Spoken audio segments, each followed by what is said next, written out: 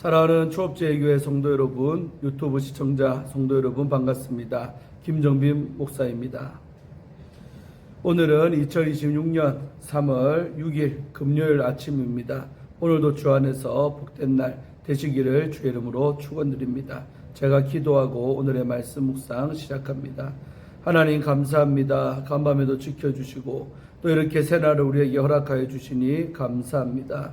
오늘도 이 아침에 우리를 하나님의 말씀을 묵상할 때 주의 음성을 듣게 하시고 하나님의 뜻을 깨닫는 저희들 되게 하여 주사 오늘 이 하루도 하나님의 뜻대로 순종하며 믿음으로 살아내는 하루가 되게 하여 주옵소서. 오늘 하루 주께 의탁하며 예수님 이름으로 간절히 기도하옵나이다. 아멘. 할렐루야. 좋은 아침입니다. 함께 말씀 묵상하실 본문은 마태복음 20장 29절로 34절. 좀 짧지요. 우리 한번 다 같이 읽도록 하겠습니다. 그들이 여리고에서 떠나갈 때에 큰 무리가 예수를 따르더라. 맹인 두 사람이 길가에 앉았다가 예수께서 지나가신다 함을 듣고 소리질러 이르되 주여 우리를 불쌍히 여기소서. 다윗의 자손이여 하니 무리가 꾸짖어 잠잠하라 하되 더욱 소리질러 이르되 주여 우리를 불쌍히 여기소서. 다윗의 자손이여 하는지라. 예수께서 머물러 서서 그들을 불러 이르시되 너희에게 무엇을 하여 주기를 원하느냐. 이르되 주여 우리의 눈뜨기를 원하나이다. 예수께서 불쌍히 여기사 그들의 눈을 만지시니 곧 보게 되어 그들이 예수를 따르니라. 아멘. 네, 오늘 또 먼저 주의할 때 은혜 받으시기를 바랍니다. 오늘 29절에서 31절 말씀은 다윗의 아들이여 우리를 불쌍히 여기소서 그 말씀이 나옵니다.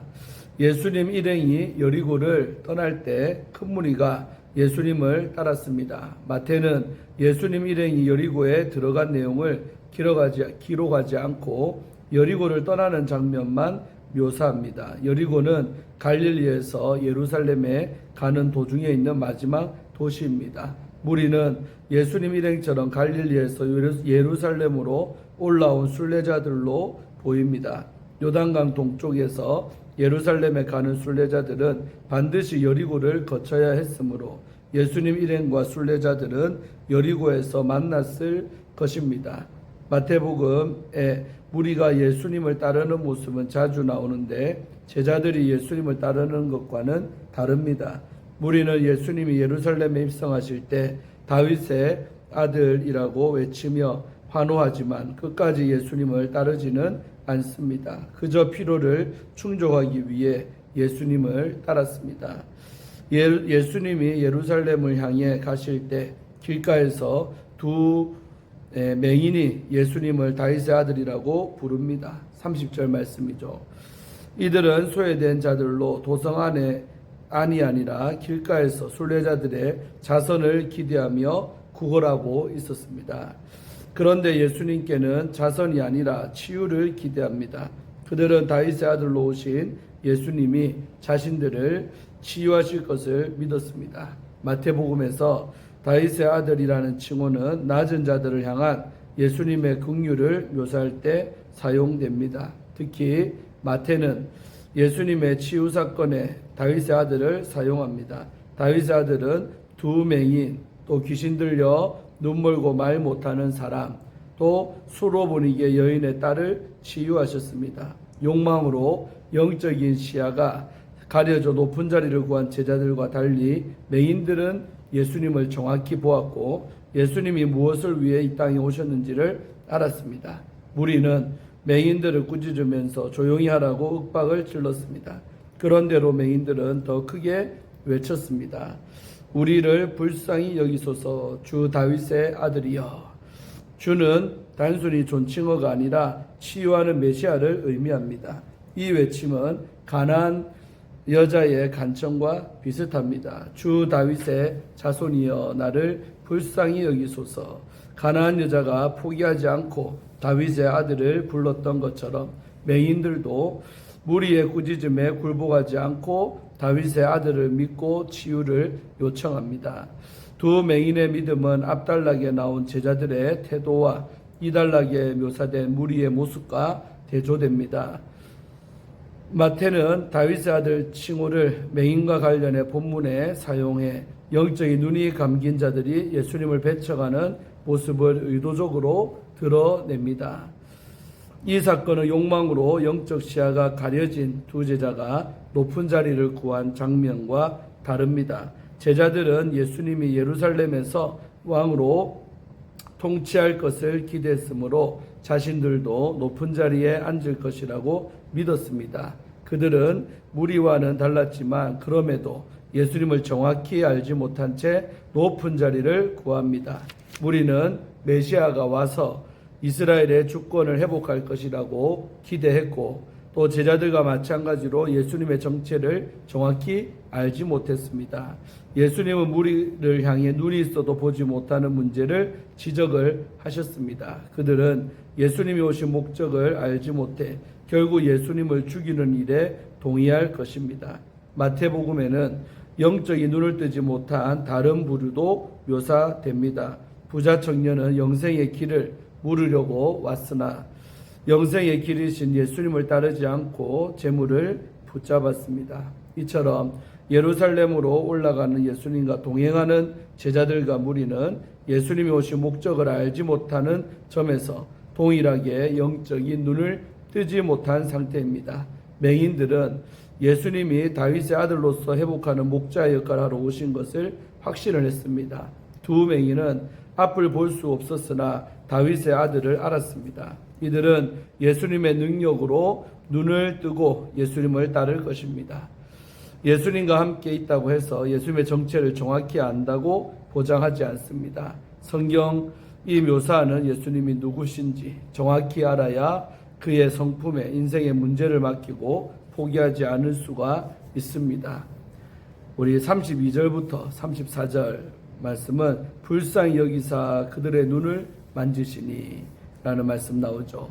예수님은 두 맹인의 외치는 소리에 멈춰서서 그들을 부르십니다. 무엇을 원하는지 물으시자 그들은 눈을 뜨기를 원한다고 대답합니다. 예수님은 두 맹인을 불쌍히 여기셔서 눈을 만지심으로 보게 하십니다. 치유의 동기는 이번에도 예수님의 긍휼입니다. 놀랍게도 두 사람은 치유된 후에 예수님을 따릅니다. 큰 무리도 예수님을 따랐으나 다윗의 아들을 외치는 맹인들을 가로막았으므로 예수님의 제자들이 아니었습니다. 그러나 두 맹인은 다윗의 아들을 믿은 사람들로서 예수님을 따릅니다. 이들은 신앙 고백과 고백에 따른 실천을 보여주는 모범입니다. 이들이 눈을 뜬 사건은 예언의 성취일 뿐 아니라 제자도의 모본이라고 할 수가 있는 것입니다. 본문은 예수님의 정체를 묘사합니다. 섬기기 위해 또 당신의 목숨을 많은 사람을 대신하는 몸값으로 주기 위해 오신 인자는 구걸하는 맹인들을 지나치지 않습니다. 예수님은 소자들의 목소리에 귀를 기울이는 긍휼의 메시아이므로 맹인들의 부르짖음에 반응하십니다. 예수님은 흑암에 앉은 자들을 불쌍히 여겨 그들의 소리에 귀를 여시는 분입니다. 이 사건은 예수님이 갈릴리뿐 아니라 예루살렘에서도 어둠에 앉은 자들을 치유하고 회복하실 것을 예고합니다. 예수님은 형벌의 잔을 마시기 위해 예루살렘을 향하고 있으나 그분의 사역은 언제나 자기 희생적이어서 맹인의 고통을 짊어지고 빛을 선물로 주십니다.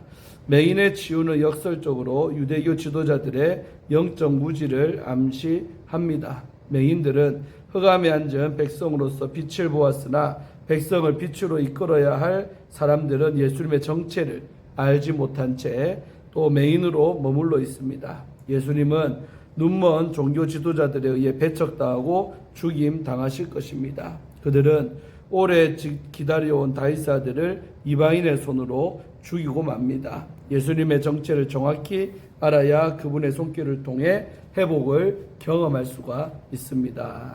아멘. 예, 우리 주예를 마쳤고요. 거룩한 갈망이라는 제목으로 함께 말씀 묵상할 때 은혜 받기를 바랍니다.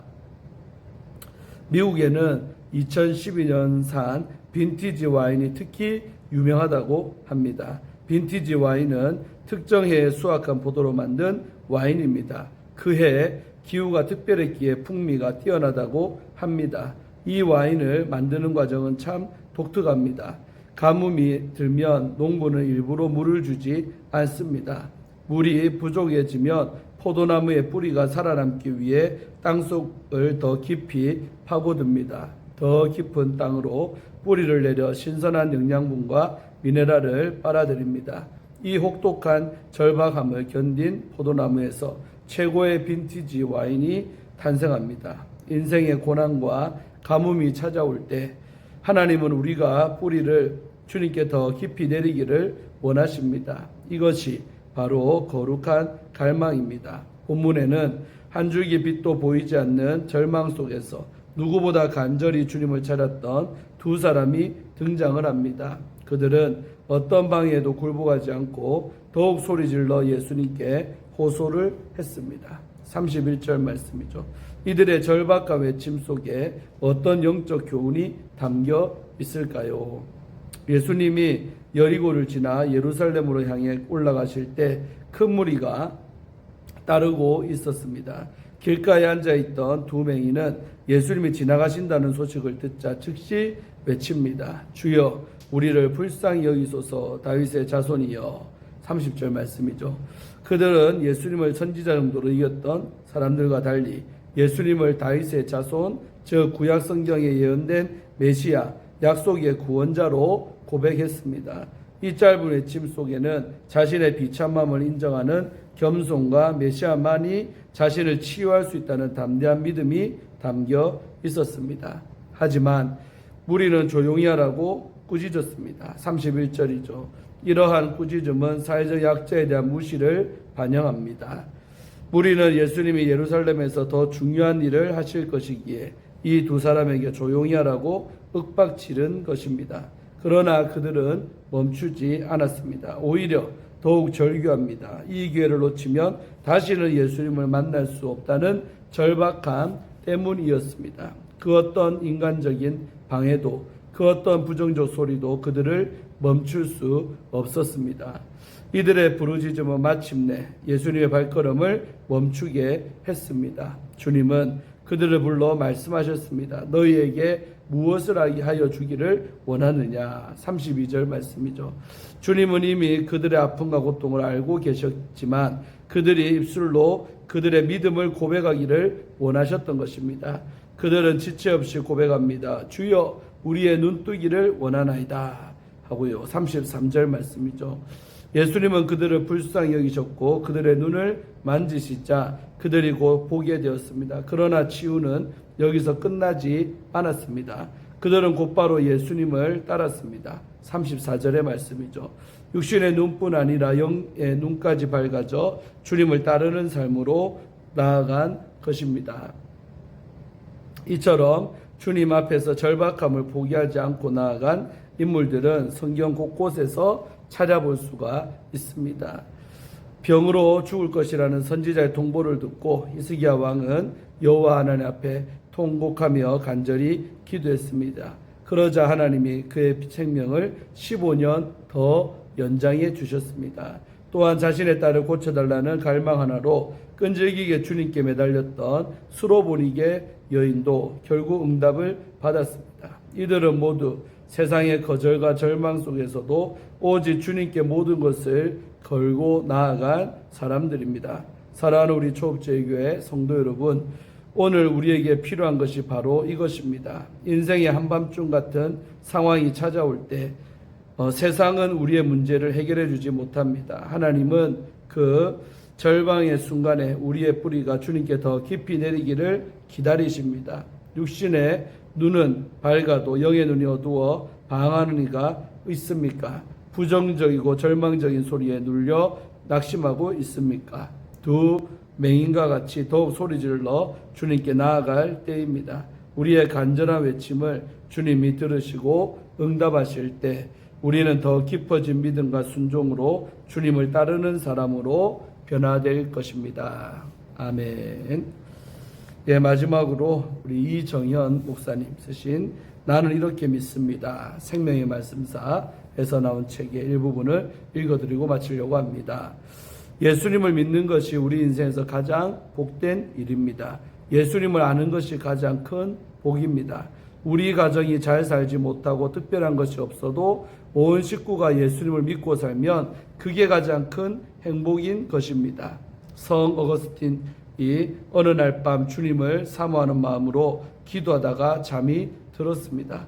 그는 꿈결에 사랑하는 주님을 만났습니다. 주님이 어거스틴에게 이렇게 말씀하셨습니다. 나의 아들아, 너는 나에게 무엇을 원하느냐? 그때 어거스틴이 이런 유명한 말을 했습니다.